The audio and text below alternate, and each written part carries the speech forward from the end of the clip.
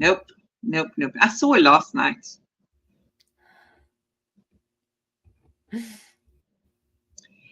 Good morning, good afternoon, good evening, wherever you're calling in from. Welcome to shifting from grudge to grit, grace, and gratitude. I am flying solo today without my beautiful co-host Jamila, who is not well. Please, she extends her apologies for not being here. I'm here with Casey Kang Head from Santa Barbara. And our topic today is quite an interesting one, something which is very apt for the typical hero's journey, right? Where we're talking about moving past resentment to happiness. Oops. So I've gone live on both sides here. I am just making sure that we can greet everyone else on the Instagram side. Rhinos SM. You know, these Instagram handles are so unique, so you don't know who the person is. But welcome, and thank you for joining us. We will take your questions and comments. Please don't hesitate to post them. Casey is looking forward to engage these live comments and questions. So let's get onto the topic, and then I'll introduce a little bit about Casey. So, what is moving past resentment to happiness? It involves recognizing and releasing negative emotions tied to past experiences. From a heart centered, conscious perspective, it's about embracing forgiveness, compassion, understanding for oneself and others. It's a journey towards emotional liberation and inner peace, where healing allows us to fully embrace joy and positivity in our lives. So let's give you a bit about this phenomenal, remarkable woman, Casey.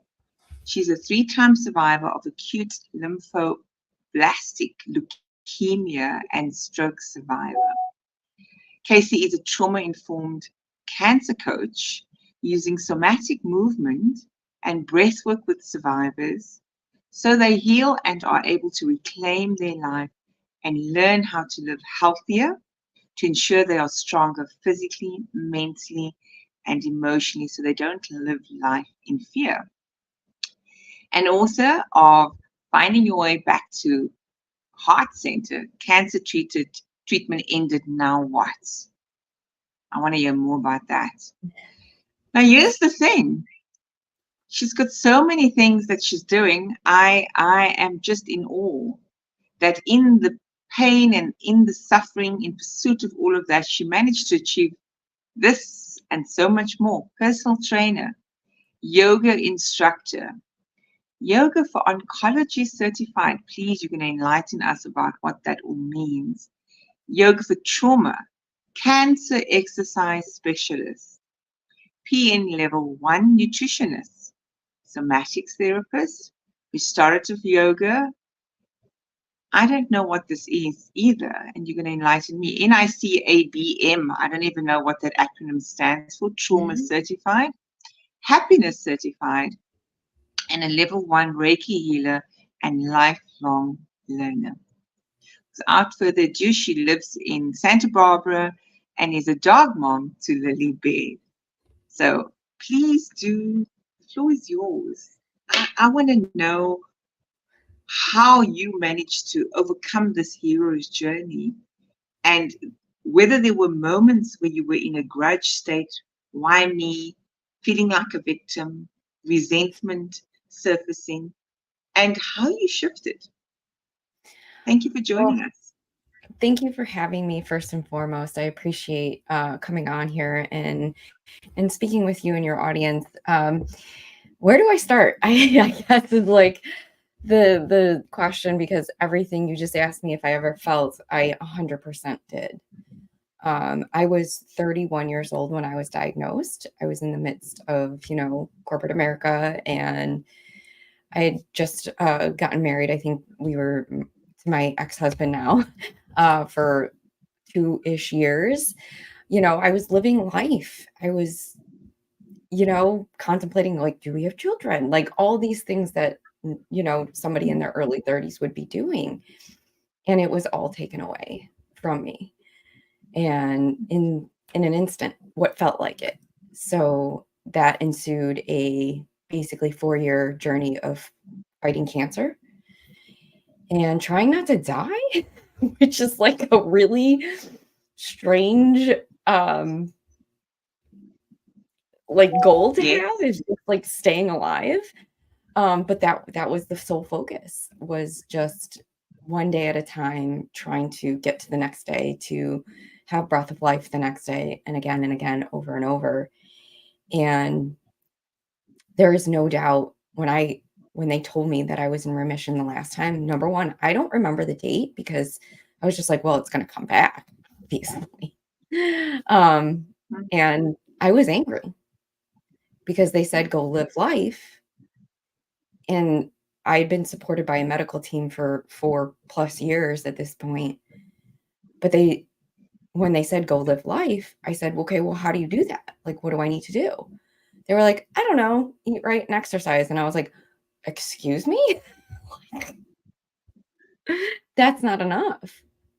I'm like, I'm a mess, like a really big mess. And I did ask those questions of like, why did this happen to me? Like, am I a bad person? Like, is this punishment for something? I was really angry that my life was just stopped for 4 years. You know, everyone else is having kids, getting married, doing all of the life things. And here I was stuck, just trying to live life, like breath, not living, but alive, stay alive. And so I had a lot of resentment for everything and everyone. You know, I questioned everything because I didn't understand why it was happening to me. Not that there's a reason, there's never going to be like, hey, this is why it happened. But I was searching for that. And I think because of that, my anger and my resentment grew, because I wasn't focusing on what I think now in hindsight were the right questions, right? I got stuck in the victimization of, this is happening to me and this is awful, and why am I going through this? Casey, even heroes sometimes feel that way, right? Yeah. If we look at our cartoon heroes, I mean, Spider-Man, if I think about Spider-Man and his journey and what he has to make through. So we all have that feeling of what just hit us. And in the politically correct terms, it's called that, in the hero's journey, it's actually called the dark night of the soul experience. Yeah. And that dark night of the soul, we don't know it at that moment in time. That is the catalyzer, it's a catalyst for us to shift into the pursuit of moving away from that grudge state, moving out of that comfort zone. Because even when they told you, go live life, it was like, but now I got comfortable just being, in therapy and going for treatment, and this was my life, and I'm getting ready to die, and I'm okay with it now. And so now you're being asked and called to a different adventure, to cross the threshold into something unknown again. And that might have been even much scarier than even having to have gone through the cancer. In and of itself was a scary thing. But now what? Yeah. And so I want you to talk to us about what it took for you to cross that threshold from that comfort zone that wasn't actually comfort, and step out of fear into that unknown. That is such a great way of putting it, because you do adapt to very uncomfortable situations very easily. And that was my life. I got very cozy with it. And as a result, you get so comfortable with discomfort that you don't realize how uncomfortable it is, right? So one night after work, I came home, and this might be, a lot to hear, but I broke down. I dropped my bag on the floor and I just crumbled to the ground. And I finally, for the first time, admitted that I was not okay. I locked myself in a bathroom. In that moment, literally wanted to die. I wished I had died, because I didn't understand what I was feeling, the anger, the resentment, the sadness, the heartbreak that came with actually living, because I was so scared it was going to get taken away again, and I couldn't go through it again. Yeah. And that night that I finally admitted that I was not okay, because I kept saying, like, everyone's asking me, "Are you okay?" And I was like, "Yeah," standard answered, "I'm okay. I'm okay." I was not okay. I was like white knuckling every day, living in fear, afraid. And my husband at the time called my dad and his mother to come over and help, because he didn't know what to do. He was petrified. He was like, "What's happening?" And I quite frankly, Anissa, was beyond embarrassed and mortified to be so strong for 4 years straight, going through something like being told you're going to die, basically, so settle your affairs, to now I get this opportunity to live life and I'm crumbling. I am breaking down in every way, and I couldn't understand why. And so, as I was crying, face down in a pillow in front of my dad, as he's like, "Everything's gonna be fine. It's okay." And I'm like, "It is not okay. It's so far from okay. I don't even know how to describe it." Um, that night, as I was laying there, I was like, "No one's gonna help you. No one's gonna save you. Put your big girl pants on. You gotta figure it out.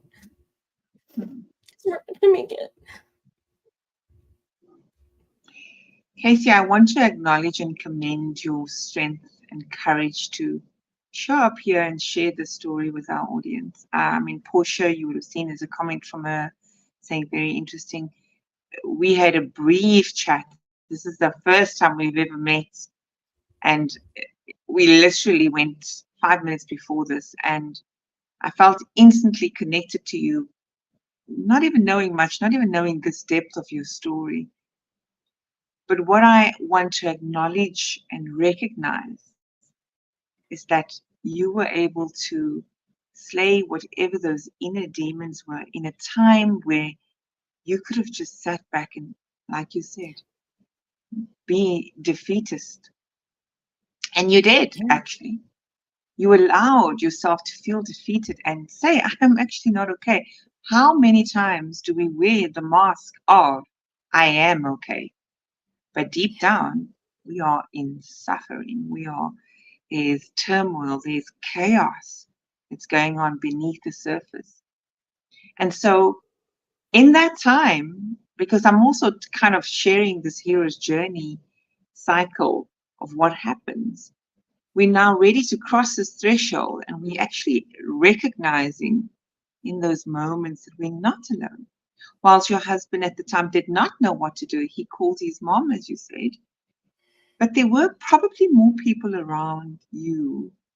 But it's very difficult in those moments for us when we are feeling overwhelmed by the debilitating fear of the possibilities of life being better from here on out, when we've just been in the mud, Mhm. in this battlefield fighting. It's very difficult to believe that you're not alone. Who was by your side then that you allowed in? Because sometimes people hijack the space and they don't know how to hold the space. And they say things like, "But you're going to be okay. You are okay." Not always the nice thing to say, and people mean well, but that's not holding space. Holding space is, "I can see this is really so tough for you right now." Who was by your Honest side, Lucy? Yeah, I mean, my dad definitely tried. He did his best, but that was not helpful, as you know, like, as you just explained. Um, my ex-husband, who didn't know what to do, he just listened, and there weren't a lot of people that I could even talk to about it, because it was a situation that is so unique that how do you even bridge the gap of, like, do you realize, like, I almost died 6 times in the course of 4 years. Like, that's not normal. And so he literally gave me permission, and I needed to hear it, to go, "Whatever you need to do to figure it out, I'm on board, no matter how much it cost, no matter what it was." He gave me that permission to do it, and he didn't really ask a whole lot of questions. And I think because he didn't ask a lot of questions, that was the space that he could hold for me. Yes.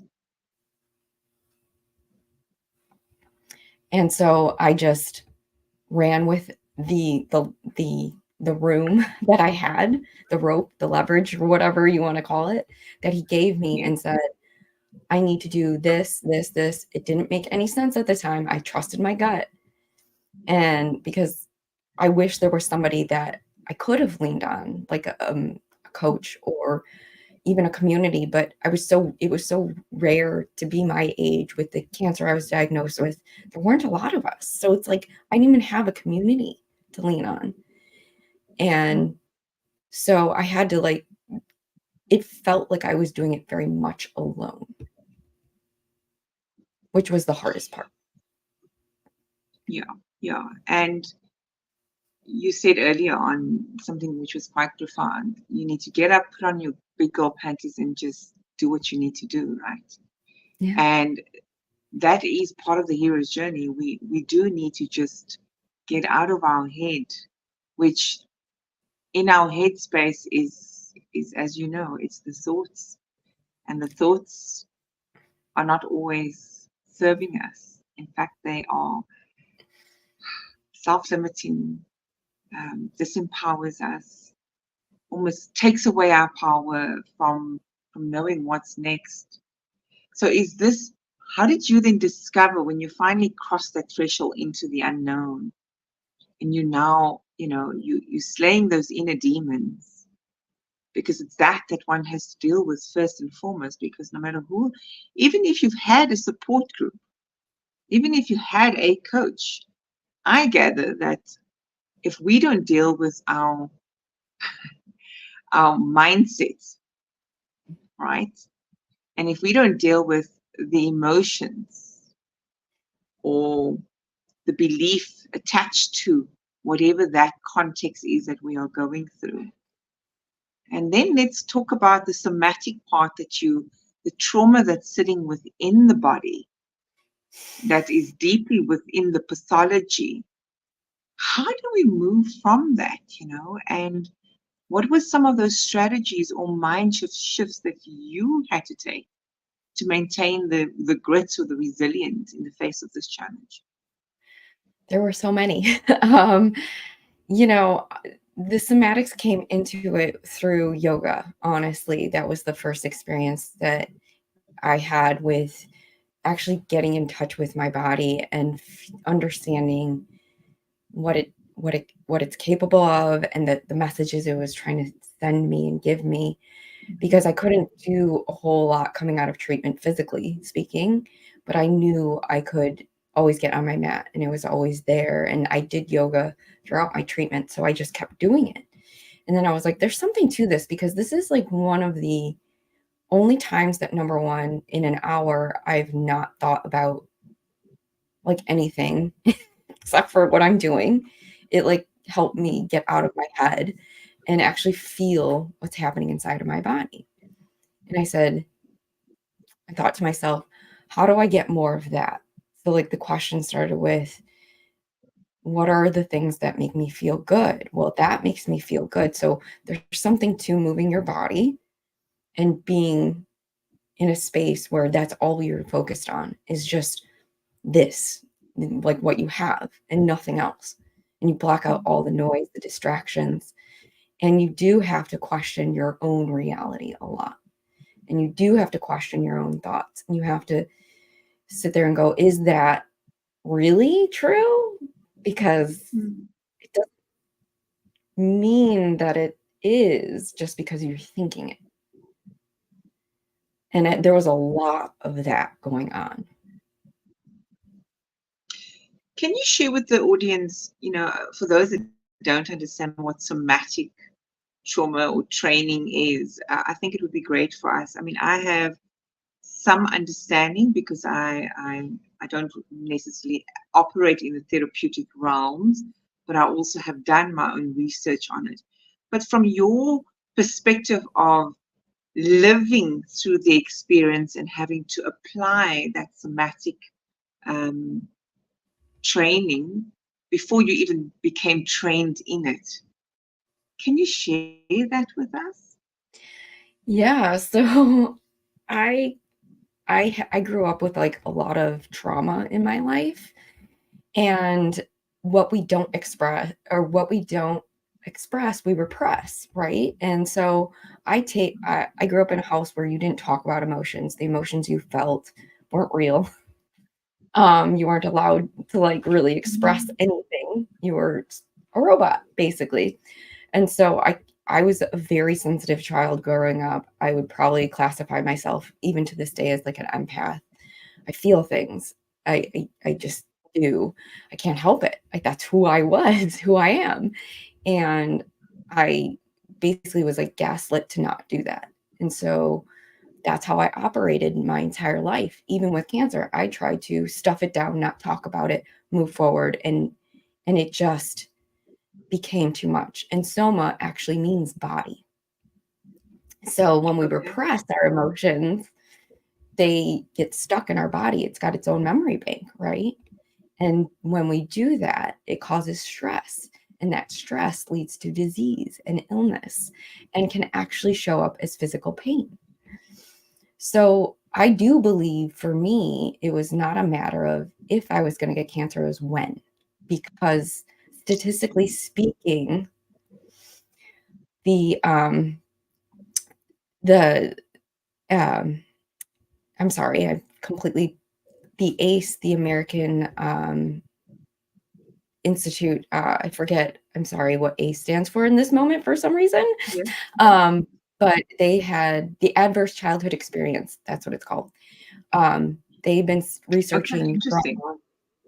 Yeah, they've been researching trauma for 30 plus years, and they came up with the statistic that if you've had childhood trauma in your life, you're 78% more likely to experience cancer. Wow. Wow. That's a significant percentage. That is Yeah. massive. Yeah. And interestingly enough, yeah, so this has come full circle for you because that trauma, that repressed trauma, that children should be seen and not heard, and the emotion not being felt.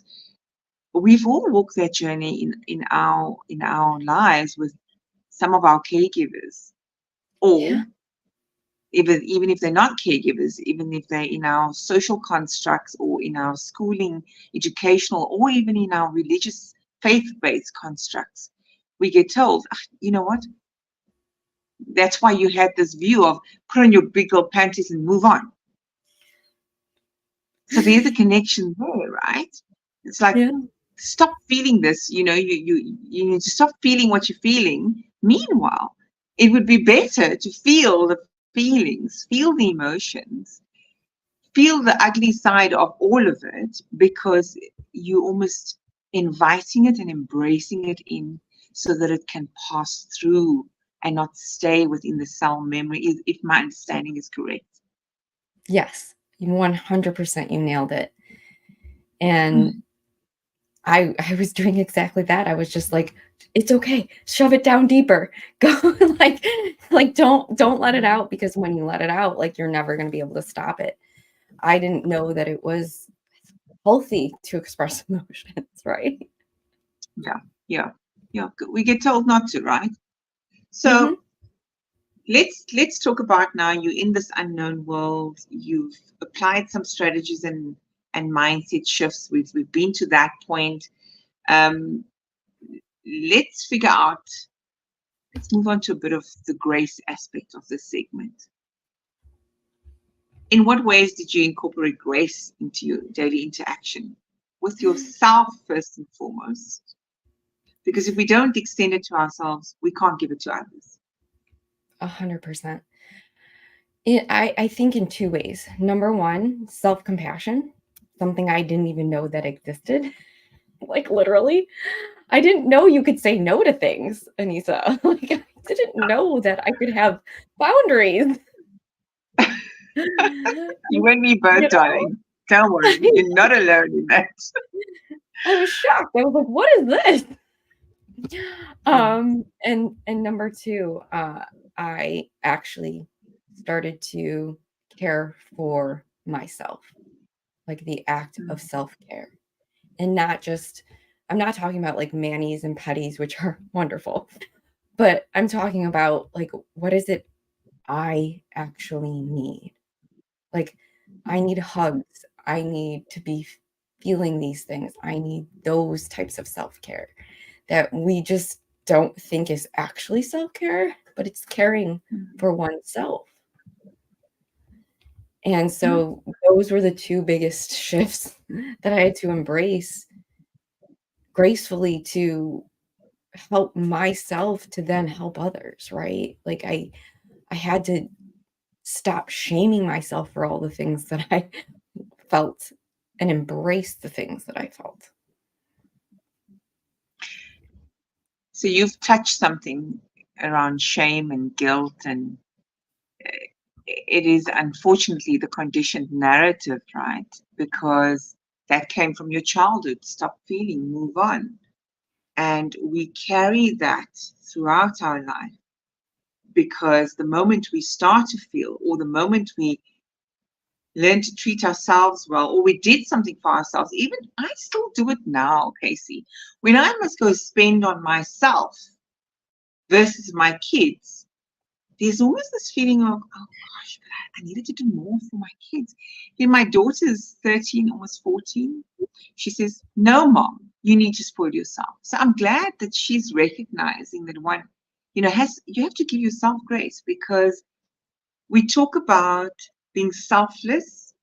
And I'll never forget, I'm also consciously uncoupled, by the way, Casey, for almost 3 years, also through my dark night of the soul experiences. And what I discovered in that was I was the selfless person, the hero to everyone, and we want to be that hero to everyone. And then we neglect ourselves in the process. And then what that means is we don't have self-respect. Yeah. And the lack of self-respect is what you just referred to, is not knowing how to say no. And yet we want to so deeply say no, and then we have resentment afterwards, and that harbors, and that also starts to build up in the body. So this cycle, this conditioned belief and this narrative, the story, the scripting that's on repeat in our lives are, like you say, inevitable contributors to not if we'll get dis-ease, and I say dis-ease can be in whichever form, whether it is cancer or another type of illness. It's simply because we carry these things based on the lens of the world that we had, right? Exactly. I want you to tell me and think about a specific moment when you felt the impact of grace in receiving it. Because now you've shared when you had to give it to yourself. When did you receive it? And did you receive it? Because those that don't have enough self-love and self-acceptance and don't have any boundaries don't know how to receive. Right. I don't think I ever knew how to receive it until, like you said, I started to love myself. And that came when I was 36, 37 years old, in life. And I didn't receive it well. It felt uncomfortable. It felt awkward. And I didn't know how to accept it, if that makes sense. Because it felt so foreign to me. I almost wanted to reject it, right? Like I didn't feel worthy and deserving of it. Mm. It was very complex in my brain. Of course, because the assumed adaptation that you had taken on is that whatever that was for you, but generally what it is for most people, I'm not worthy of, I'm not good enough, I don't belong. Or the opposite, I have to be the good girl, so I have to be the one to be good to others. It's not Mhm. good for me to receive. Or I am the bad one, I'm the black sheep in other people's worlds and stories. So Yeah. we almost live up to the adaptation, which is not necessarily all bad, Casey, because depending on what that adaptation is for us, there are payoffs and there are costs. What were some of the payoffs in your life for who you've been and who you are now? Whew. I think it helped me when I finally received, like, I am here for a reason. There were many times where I barely escaped death, and I'm here for a reason. And for me to actually receive that message that I have helped someone and have made a difference in their lives, when I was finally ready to accept that, I said, I do have something to offer for someone. I have a skill that you can't teach someone, that comes naturally. How to lift communities up, how to encourage people, how to give people hope, and to show them how to do it. It's not just it's it's not just like, "Hey, do this." Like, there's a little bit something to it. It's not just like you take an exam on 2 plus 2 equals 4. There are so many variables that come into play that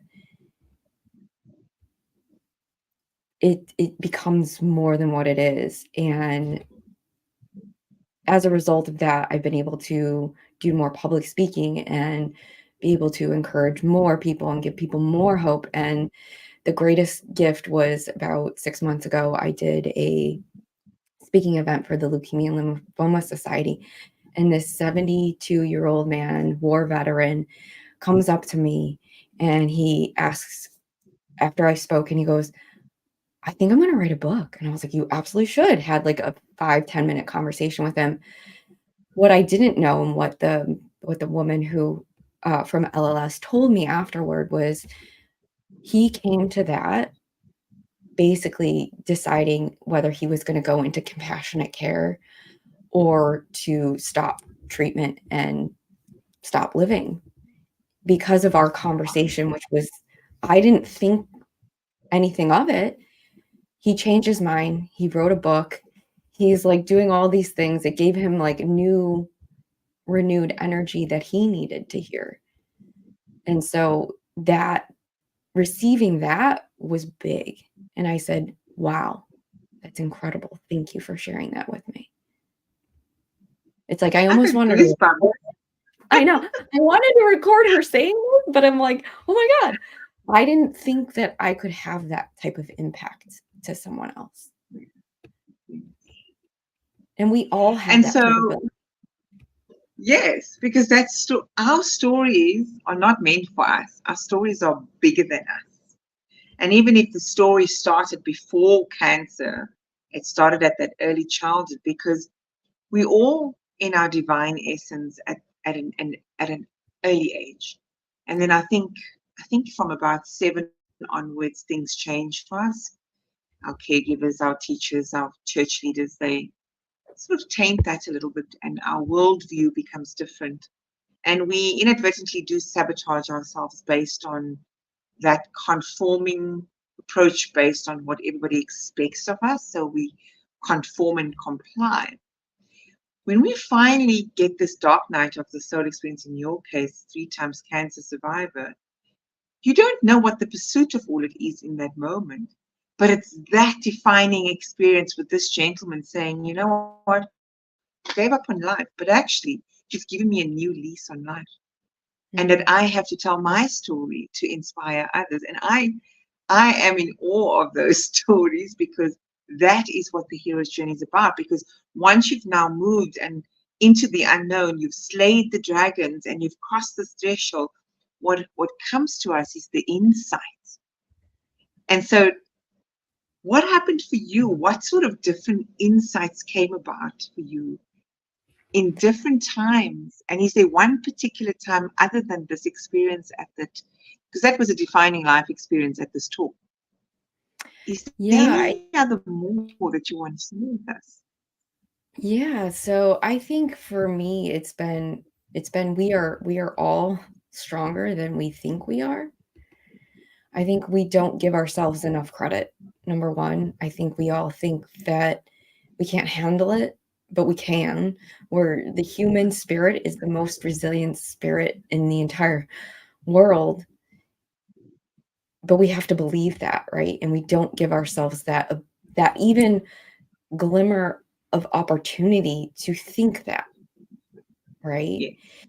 And that was one thing that I think I learned my entire life was like, it can get better. It will get better, endure. It can get better, it will get better, endure. And I always fixated on,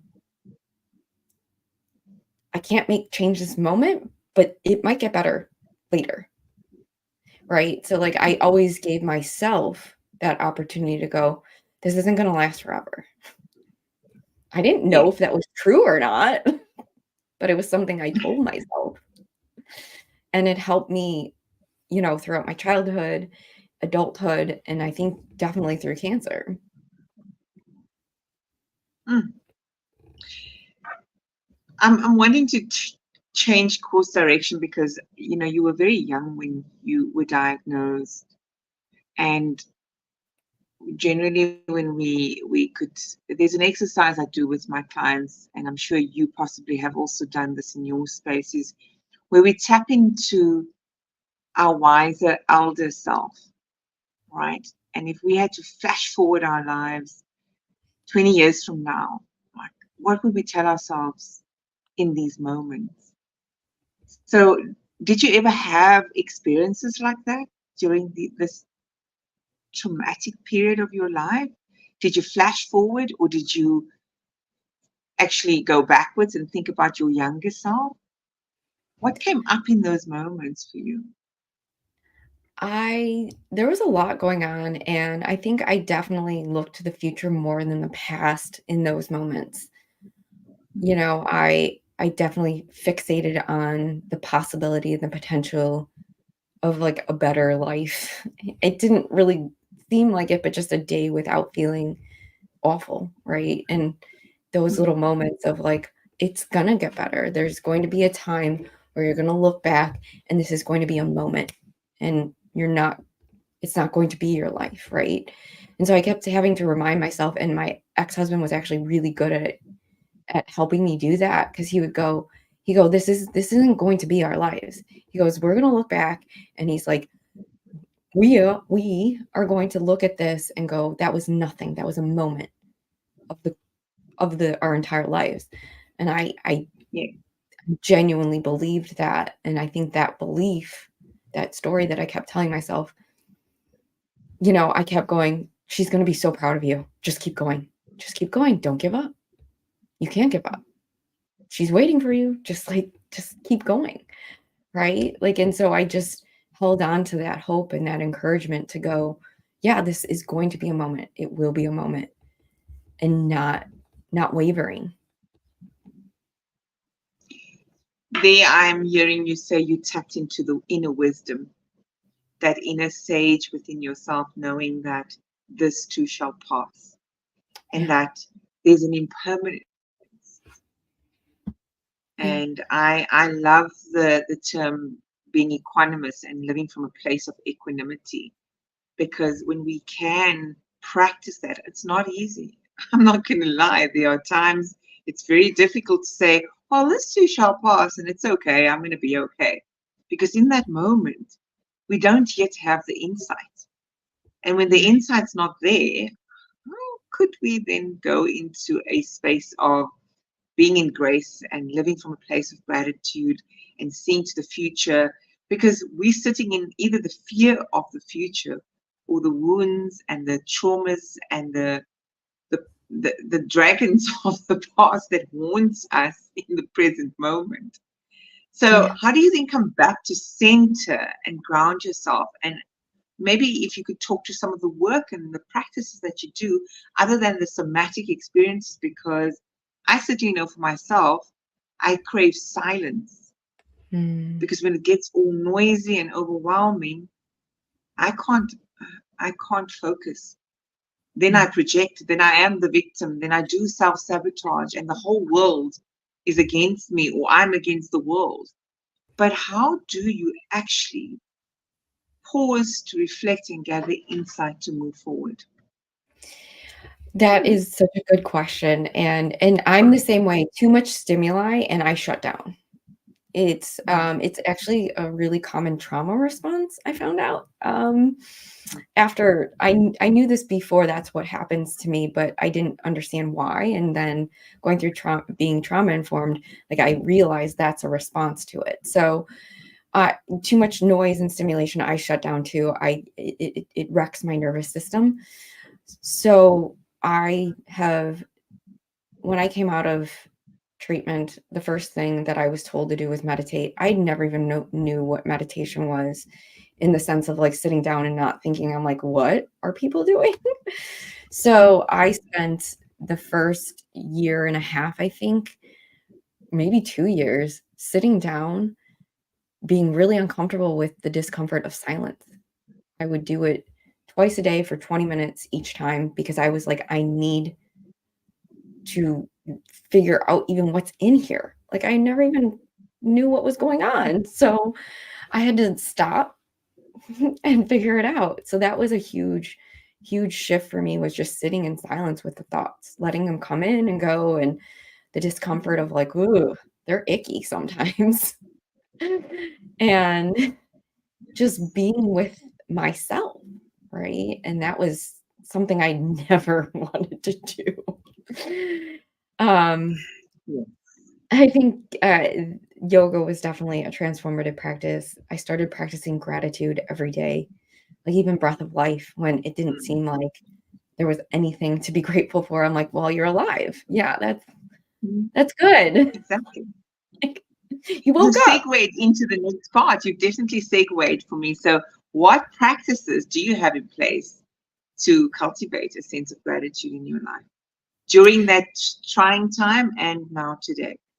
So I practice gratitude every single day, probably 4 or 5 times a day. I wake up and it's the first thing I journal about is what I'm grateful for, even if it's just like cuddles with my dog or I'm alive, right? Like it varies from day to day, but I definitely take a moment and I think about it. And then like about a couple hours into my day, after I exercise, because it's more mental for me now than anything, um, I come back and I go, what are you really grateful for now again? Because it shifts in 2 hours. Like, it's crazy. And I'll do it again, and Spot I'll on. just do it. I'll just like do it in my head, not really like a formal practice. And then usually at night, I definitely go back to it and I go, I'm grateful for this day. Like, what was good about this day? And remind myself of the day and how, yeah, it could have been a terrible day, but I pick out the good things that happen. I don't focus on, I try not to focus on the bad, because we can get sucked into that wormhole so easily. And so the practice of gratitude has pulled me out many times. Um, so I meditate every day. I practice gratitude every day. I exercise, move my body. It's been so important for me to get out of my head and move my body. Those are a lot of the foundational things that I do every single day. It's beautiful. It's like your entire experience has come full circle for you to unlearn all the things that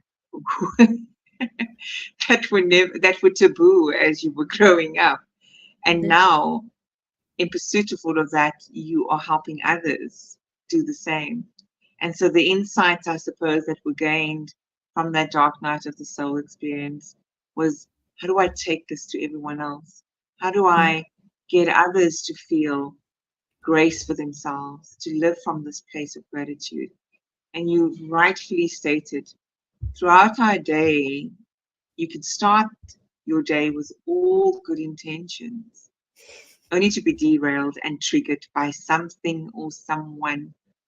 And I love to refer to the triggers are our treasures because it means there's something we need to take and learn from it or potentially unlearn. And I think that's the hardest part, Casey, is the unlearning part. To learn something new is great. How do you get people in your teachings to unlearn? Because you seem to have mastered that from repressing to Mhm. now, incorporating all these practices and really striving to you actually living from a place of equanimity. Yeah. How do you do it for So others? yeah, it's a complicated question, but it's really simple. I ask them what how you're feeling now isn't what is how you're feeling now you don't want to feel. So that means everything that's gotten you here, all the coping mechanisms, they're not working. They're broken. Mm, So we have yeah. to unlearn and learn new things to go forward. So every time they get triggered or something happens, I go, give yourself permission. Are you giving yourself permission to feel it, to understand it, to reflect on it? Why that comment or that whatever situation didn't feel good? Because a lot of times we're not even given permission to do that. And then it's when they are feeling good, what did you do? Remind yourself, what did you do to get here? What were all the things that led you here? Remember this because you didn't get here by accident. It's all that work that you've been doing. Feel this moment, right? I'm trying to anchor that in so they don't go, "Oh, well, I feel good now," and then just, like, stop doing all those things, which is really common. Like, "I feel good, so I'm gonna stop doing all the things I feel that made me feel good." So I remind them, "Keep doing those things because clearly it's working. You don't feel like XYZ anymore." So the key is consistency. Yeah. I'd love to read Portia's comment to you.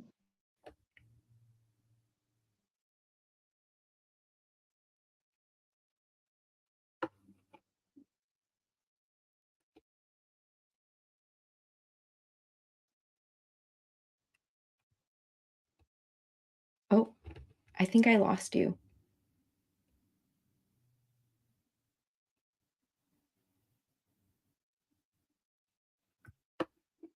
Oh, Portia, I think I lost you.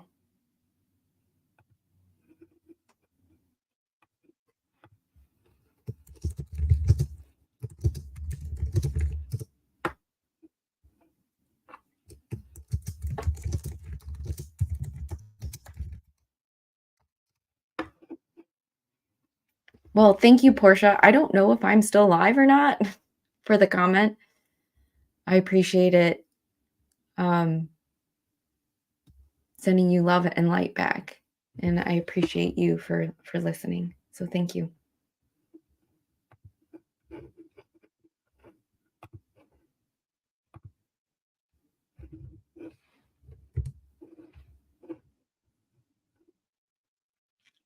And if anyone would like to reach out, please do so on Instagram and Facebook. It's The Happier Hustle, and I'm on LinkedIn as well. Casey Kang Head. You can search me, and I will pop up and request away. Oh, here she comes back, I think, Anissa. Thank you for staying. I'm sitting, for those that don't know, I'm actually sitting in Johannesburg and I'm normally in Cape Town. And I was looking forward to co-host with Jamila next to me and not normally on the other side of the camera. But I just had some challenges with the Wi-Fi where I am, so I'm back.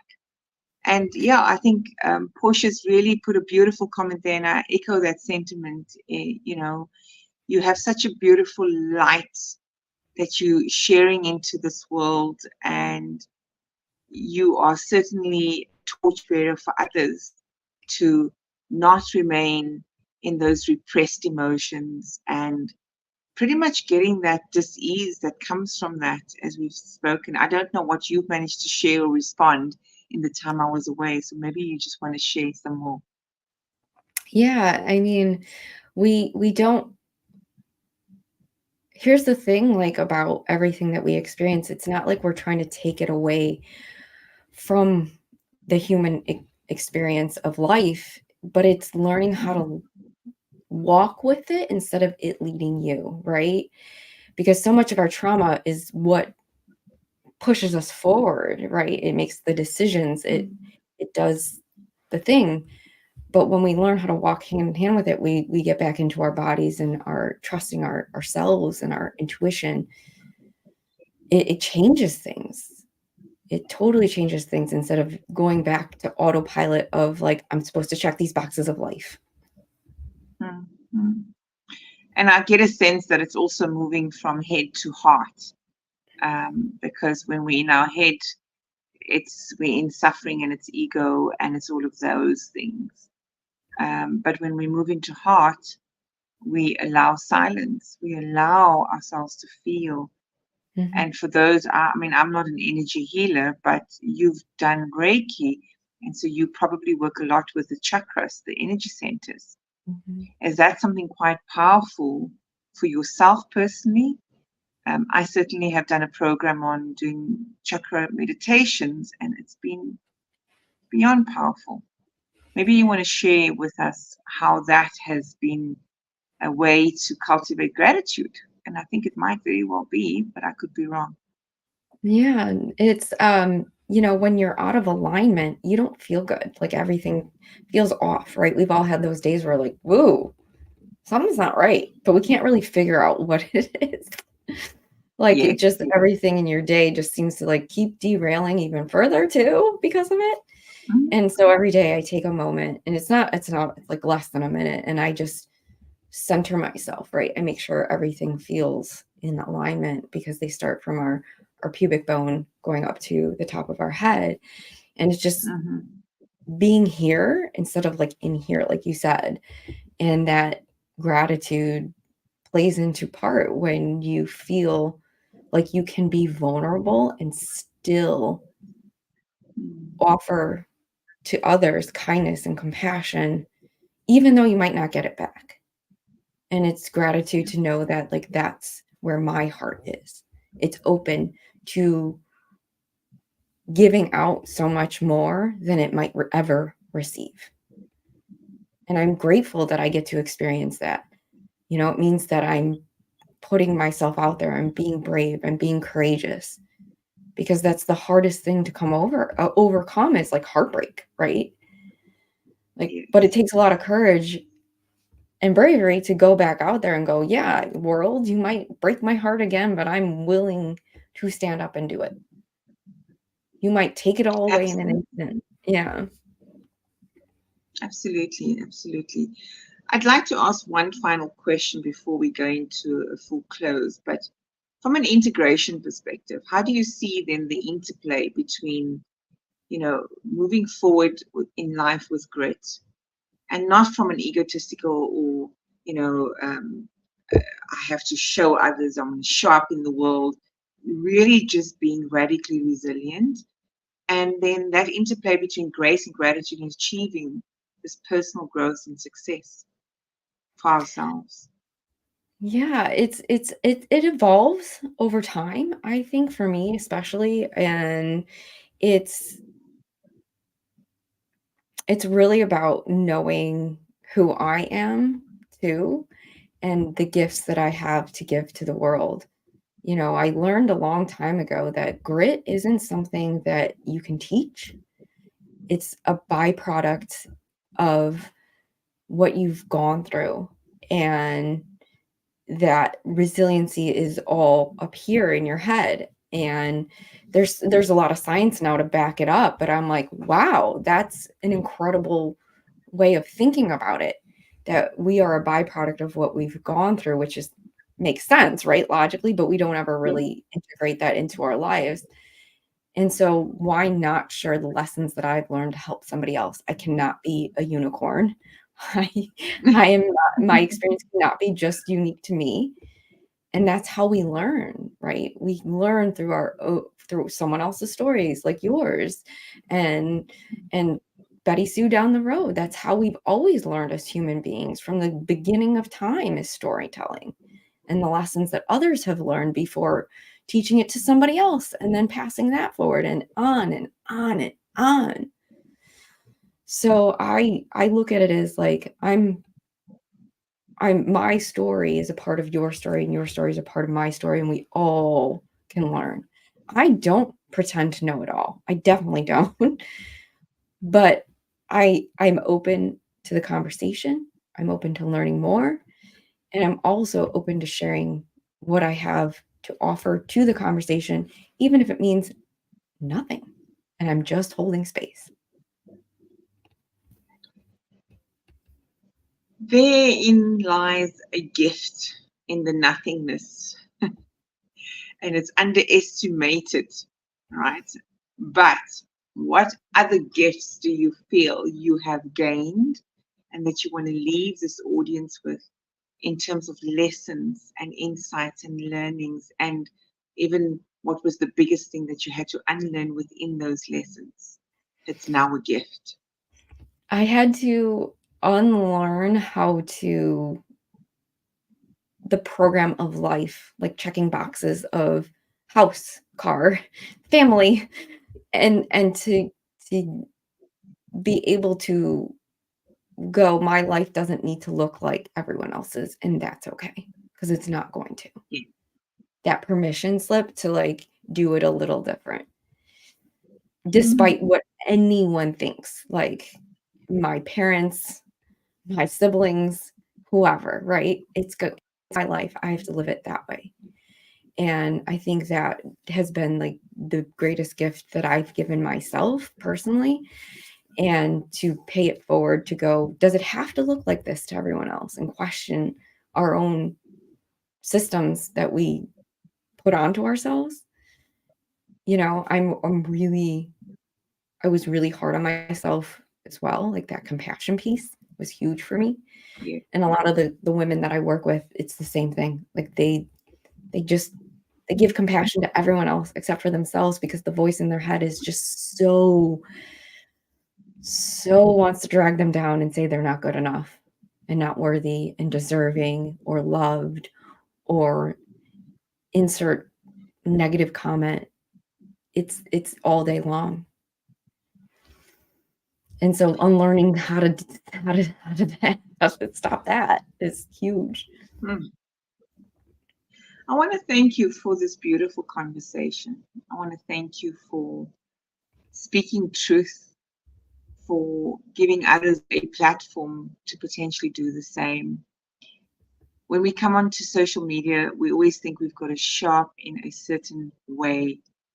And what you've demonstrated today, it's okay to be how you truly are.